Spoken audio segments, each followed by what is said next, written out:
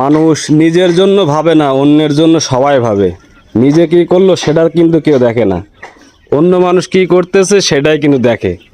আর 2টা দিন ধরে আমি এই খাঁচাটা বানাচ্ছিলাম, তো কত মানুষের কত কথা শুনতে হয়েছে।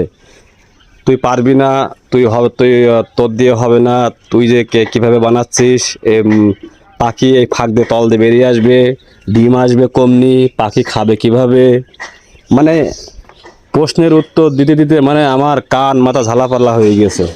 তো যারা বেশি আমার নিয়ে চিন্তায় ছিলেন, বেশি টেনশন করছিলেন, অনেক ভাবনা করছিলেন যে মিলন খাঁচাটা বানাচ্ছে পারবে কি না, হবে কি না, তো আপনাদের উদ্দেশ্য করে ভিডিওটা বানানো। এবার দেখেন আপনারা যে আমার পাখি খাচ্ছে কি না, আমার খাঁচা বানানো হয়েছে কি না একটু দেখেন, ঠিক আছে? ডিম পারলে এই যে এখানে গড়ি চলে আসবে, এই যে প্রত্যেকের সব ঢালু করা আছে, ডিম পারলে নিচে কিন্তু গড়িয়ে চলে আসবে। পাখি কিন্তু সবাই খাচ্ছে। এটা আছে সামনের পার্ট, সামনে এখানে খাদ্য দেওয়া, আর পেছন সাইডে কিন্তু পানি দেওয়া, কিন্তু দেখতে পাচ্ছেন।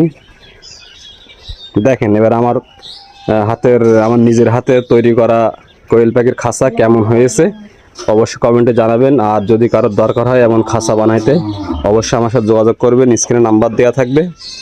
সকলে ভালো থাকবেন, সুস্থ থাকবেন, আল্লাহ হাফেজ।